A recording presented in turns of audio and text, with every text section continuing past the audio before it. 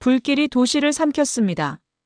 마치 거대한 짐승처럼 산을 넘고 골목을 타고 사람들의 삶을 하나씩 집어삼켰습니다. 도시는 붉은 빛으로 물들었고 사람들은 그저 달릴 수밖에 없었습니다. 그러나 모두가 떠난 그 자리에서 누군가는 끝까지 그 자리를 지켜냈습니다. 그리고 마침내 전 세계가 놀랐습니다.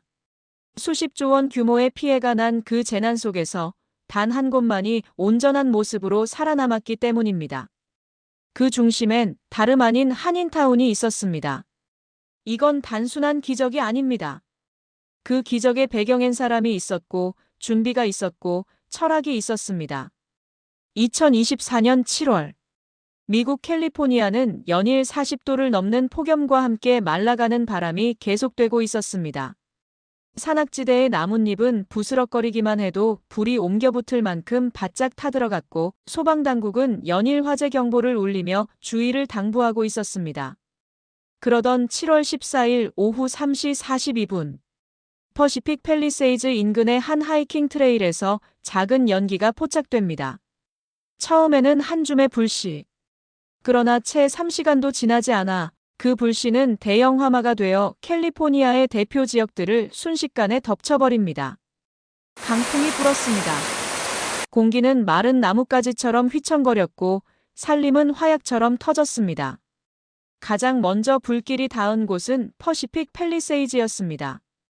고급 주택단지가 줄지어 들어선 지역. 수백만 달러짜리 고급 저택들이 줄줄이 불타올랐고 바다를 바라보는 휴양형 별장 단지들은 흔적도 없이 무너져 내렸습니다. 헬리콥터가 수십 대 떴고 소방차는 끝없이 도로를 메웠지만 도시는 점점 무릎을 꿇고 있었습니다. 곧이어 불길은 베벌리 힐스로 향했습니다. 할리우드 힐스와 북부 다운타운 지역을 지나며 한치의 망설임도 없이 번져갔습니다. 사람들은 차에 짐을 싣고 반려동물을 안고 아이의 손을 잡은 채 그저 도시를 빠져나왔습니다. 그날 밤 CNN은 위성에서 찍은 실시간 화재 확산 지도를 송출합니다. TV 화면을 가득 메운 붉은 점들, 그 한가운데에서 기자는 한 장면을 발견합니다. 잿빛으로 변한 도시. 그 속에 오직 하나의 네모난 구역만이 붉은 점 없이 남아 있었던 겁니다. 그곳은 바로 LA 한인타운이었습니다. 전 세계의 언론이 주목하기 시작했습니다. 불길이 모든 것을 덮친 도시 한가운데 왜 이곳만 살아남았는가? 한인타운이 선택한 특별한 구조. 도심 방제의 모범 사례. 그 비밀은? BBC 런던 본사의 재난 전문 기자 클레어 스펜서는 이 소식을 접하자마자 즉시 비행기에 몸을 실었습니다. 취재의 목적은 단 하나. 왜 유일하게 이 지역만이 피해 없이 남았는가? 를 확인하는 것이었죠. 공항에서 내린 그녀는 LA 도심으로 들어서며 말 그대로 재앙을 마주합니다. 곳곳이 그을렸고 사람들은 대피소에 몰려 있었습니다. 비닐봉지 하나에 전 재산을 담은 채 하염없이 서 있는 사람들. 텅 빈 슈퍼마켓, 셔터가 내려간 병원, 탄 냄새가 남아있는 주차장. 그런데 그 모든 거리 한가운데 뚜렷하게 다른 공간이 있었습니다. 바로 한인타운. 클레어 기자는 이렇게 표현합니다. 그곳은 마치 성벽 같았습니다. 바깥은 무너졌지만 그 안은 살아있었죠. 거리는 깨끗했고 상점엔 전기가 들어왔으며 주민들은 마치 재난이 없었던 듯 일상적인 하루를 보내고 있었습니다. 물론 조심스럽긴 했습니다. 하지만 전체 분위기엔 명확한 질서와 안정감이 흘렀습니다. 기자는 한 건물 안으로 들어갑니다. 엘리베이터를 타고 내려가자 작은 통제실이 나타났습니다. 화면 수십 개가 벽면을 가득 메우고 있었고 그 앞엔 직원이 앉아 무전기를 들고 있었습니다. 지금 지하 3층 스프링클러 시스템 점검 완료됐습니다. 옥상 살수장치 대기 중입니다. 그곳은 중앙방제실이었습니다. 중앙방제실. 그곳은 단순한 감시 공간이 아니었습니다. 모든 건물의 스프링클러와 방화 셔터, 자동 경보 시스템이 실시간으로 연결된 하나의 두뇌였습니다. 심지어 소방대와의 전용 비상통신망까지 갖춰져 있었습니다. 기자는 의아했습니다. 도대체 이 시스템을 누가, 언제부터 준비한 걸까? 그 이름은 강현우. 한인타운 내 17개 건물의 방제 리모델링을 맡아온 건축가였습니다. 그는 자신을 인터뷰하러 온 기자를 조용히 맞이하며 오히려 이렇게 말했습니다. 이건 제가 한 일이 아닙니다. 이건 우리가 해온 일입니다. 강현우는 1992년 LA 폭동 때 한인 슈퍼가 약탈당하던 광경을 직접 목격했다고 했습니다. 그 당시 그는 고작 20살 청년이었지만 그날을 평생 잊지 못했다고 합니다. 그날 깨달았죠. 우린 아무도 대신 지켜주지 않는다는 걸요.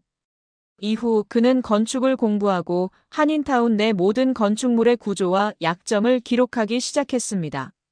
시간이 지나면서 그는 직접 설계에 참여하게 되었고 한 건물씩 제 건이란 이름의 개조를 시작했습니다. 그의 방제 설계는 철저했습니다. 첫째, 모든 건물은 철근 콘크리트 구조로 변경. 둘째, 외벽에는 고온에 견디는 불연제를 사용. 셋째, 모든 창문은 열 차단과 화염 차단을 위한 이중 강화 유리. 넷째, 옥상에는 자동 고압 살수 장치. 다섯째, 각 층마다 화재 구획을 나눠 화염이 확산되지 못하도록 설계. 게다가 한인타운 내 모든 건물은 통합화재 대응 시스템으로 연결되어 있었습니다. 즉, 한 건물에서 연기가 감지되면 전체 시스템이 반응하는 것이죠. 왜 이렇게까지 했냐는 질문에 강현우는 말했습니다. 안전은 비용으로 따질 수 있는 게 아닙니다. 재난은 확률이 아니라 시간 문제라고 생각했거든요. 그의 이 말은 당시 기자를 깊이 감동시켰습니다. 그녀는 자신의 기사에 이렇게 적었습니다. 한인타운은 도시가 아니라 철학이었다. 그곳엔 기술이 아니라 신념이 있었다. 하지만 한인타운이 기적의 동네로 불린 이유는 단순히 건물의 구조 때문만은 아니었습니다. 진짜 기적은 사람에게 있었습니다. 불길이 퍼지기 시작하자 한인타운의 상점들은 즉시 문을 열고 임시 대피소로 전환되었습니다. 옷가게 주인 에릭은 매장 안에 매트를 깔고 외부 대피자들을 받아들였습니다. 그는 말했습니다. 처음엔 소방훈련이 귀찮고 부담스러웠습니다. 그런데 이번엔 그 훈련이 우리 모두의 생명을 지켰어요. 고등학생 자원봉사자 지우는 불타는 도심 외곽에서 물을 구해 나르다 탈진하기도 했습니다. 그를 지켜본 미국 경찰관은 말했습니다. 이 친구들은 마치 군인처럼 움직였습니다. 지휘하는 사람도 없는데 역할을 분담하고 피난 안내를 하고 의료 키트를 나눠주더군요. 그런 행동은 자연스러운 일이 아니었습니다. 그건 준비된 문화에서 비롯된 것입니다. 실제로 한인타운에서는 매년 재난 대응 모의 훈련을 실시하고 있었으며 노인, 장애인, 외국인을 위한 대피 매뉴얼까지 각 건물마다 공유되고 있었습니다. 그날 밤 클레어 기자는 한 대피소에서 80세가 넘은 마리아 할머니를 만났습니다. 그녀는 멕시코 출신의 이민자였습니다. 의지할 가족 하나 없이 좁은 아파트에서 혼자 살고 있었죠. 화재가 발생했을 당시 그녀는 혼자 걷지 못하는 상태였다고 합니다. 그녀가 살아남을 수 있었던 이유는 이름도 모르는 한인 청년이 그녀를 업고 대피소까지 데려왔기 때문이었습니다. 할머니는 기자에게 말했습니다. 내가 죽을 수도 있었어요. 그런데 이 동네에선 아무도 나를 혼자 두지 않았어요. 정말 그런 동네예요. 그날 밤 한인타운은 그 어느 도시보다도 밝았습니다. 불길이 멀리 퍼지는 와중에도 이 작은 동네만큼은 전기, 물, 통신이 끊기지 않았죠. 그 이유는 간단했습니다. 자체적으로 설계한 비상전력망과 독립형 통신 장비, 그리고 물탱크 시스템이 있었기 때문이었습니다. 한인회와 상공회, 그리고 자원봉사자 연합은 이 모든 시스템을 3년 전부터 준비해왔습니다. 그들이 생각한 건 단 하나였습니다. 누군가는 꼭 남아있어야 한다. 그리고 그 누군가는 바로 우리 자신일 수도 있다는 신념이었습니다. 기자는 말했습니다. 한인타운의 건물은 재난 속에서도 단단했고 사람들은 혼돈 속에서도 평온했다. 그녀는 한 커뮤니티 센터에서 자원봉사자들이 피난민을 맞이하는 장면을 보았습니다. 어서 오세요. 춥진 않으셨나요? 이 담요 덮으시고요. 이쪽으로 오세요. 따뜻한 죽이 준비돼 있어요. 놀라웠던 건 이 말들이 외국어로 도준비돼 있었다는 점이었습니다. 영어는 물론이고 스페인어, 중국어, 심지어 아랍어까지. 그날 밤 기자는 이렇게 기록했습니다. 나는 지금까지 수많은 재난 현장을 봐왔다. 하지만 이렇게 준비된 공동체는 처음이다. 기술과 제도 이전에 사람이 있었다. 그 중심엔 사람을 향한 철학이 있었습니다. 강현우 건축가는 자신의 다이어리를 기자에게 보여주며 말했습니다. 여기 보세요. 이게 제가 2011년부터 그려온 시뮬레이션입니다. 만약 북서쪽에서 불이 번진다면 어느 도로가 차단되고 어느 빌딩이 먼저 고립될지 시나리오만 47가지가 넘습니다. 기자는 물었습니다. 왜 그렇게까지 했죠? 정부도 아닌데. 그는 대답했습니다. 누군가는 해야 하니까요. 우린 LA에서 이방인이 아니라 이 도시의 일부니까요. 이런 정신은 기적이라는 단어로만은 설명되지 않습니다. 현지 방송국 KGLA-TV는 생중계에서 이렇게 말했습니다.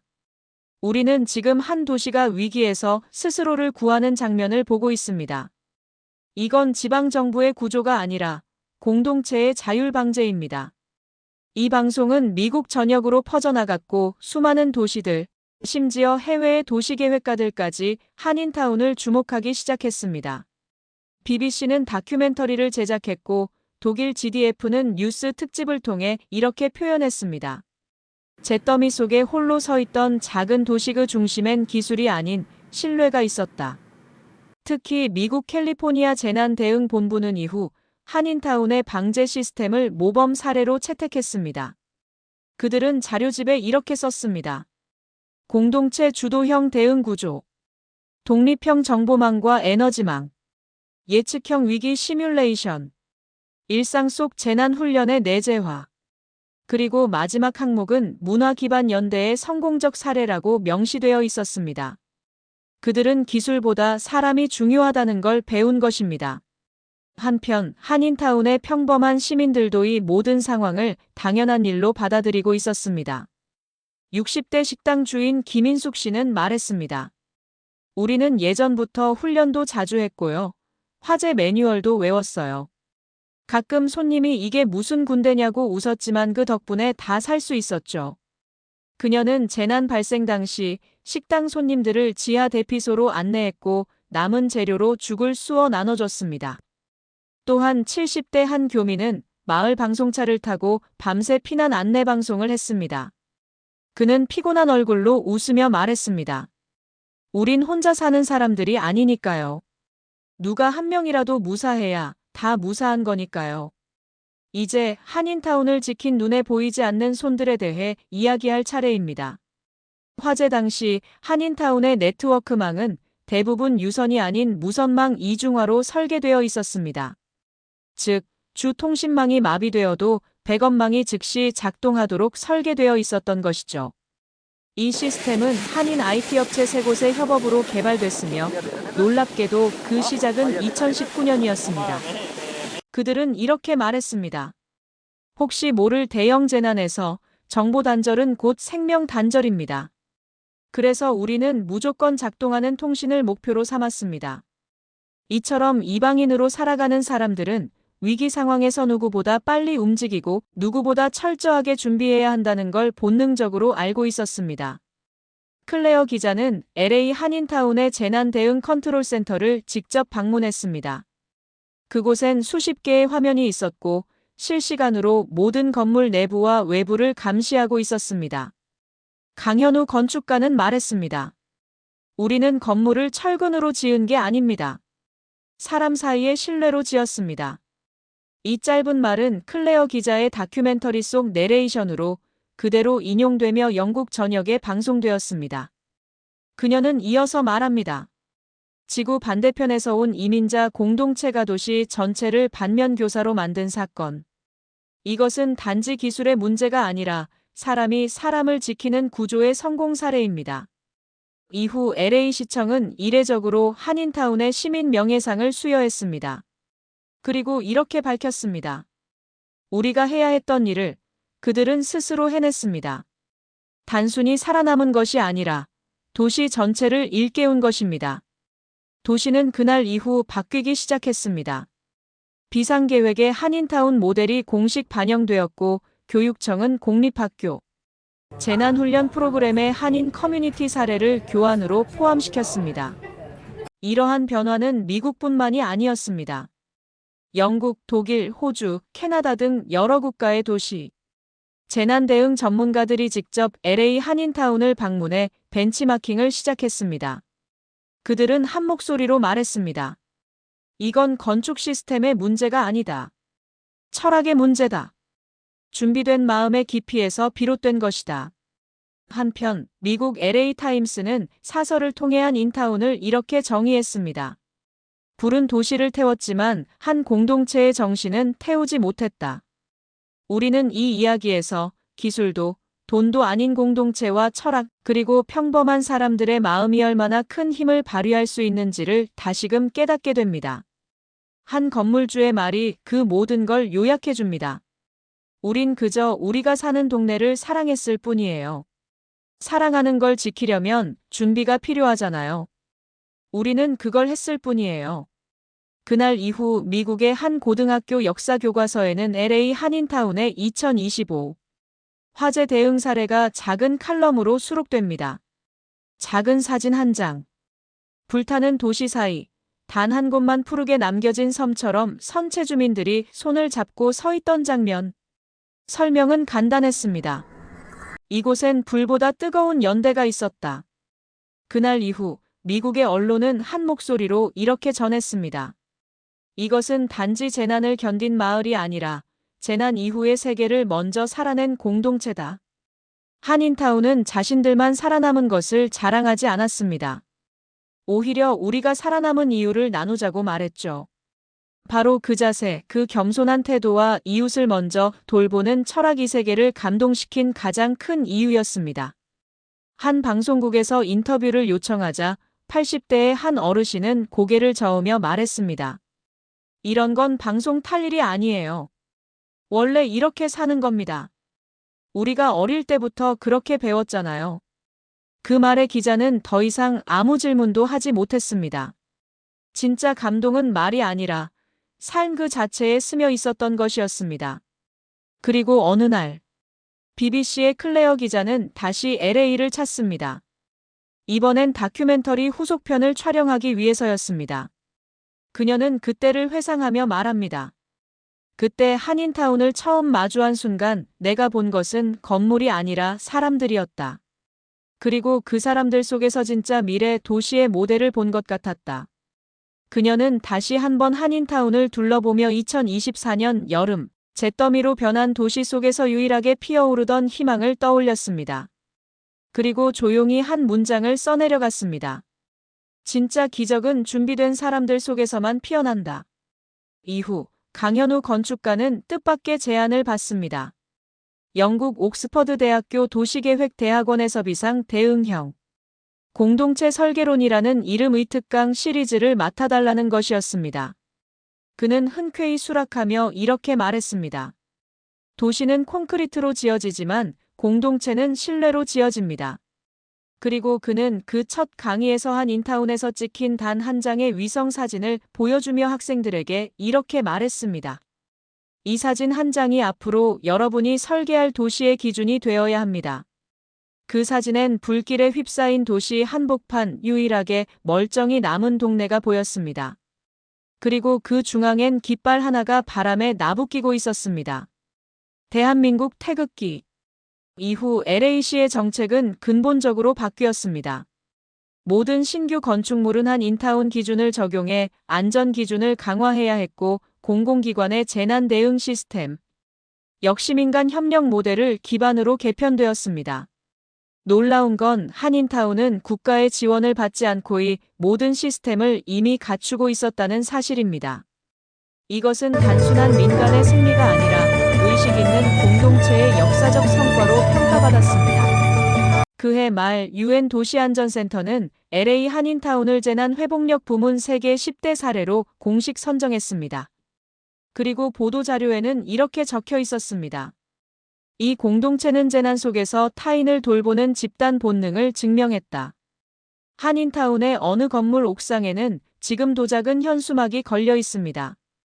이 현수막은 화재 이후 주민들이 직접 달아놓은 것입니다. 거기엔 이렇게 쓰여 있었습니다. 우리는 살아남은 것이 아니라 지켜낸 것입니다. 이 문장이야말로 잿더미 속 기적의 진짜 이유였을 겁니다. 오늘 이야기를 마무리하며 다시 한번 질문을 던지고 싶습니다. 당신이 사는 동네는 누군가를 지킬 준비가 되어 있습니까?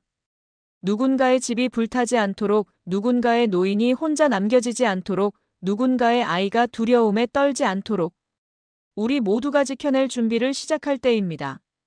지금까지 감성 따블이었습니다. 좋아요와 구독, 그리고 따뜻한 댓글은 다음 감동의 불씨가 됩니다. 감동과 품격, 감성 따블.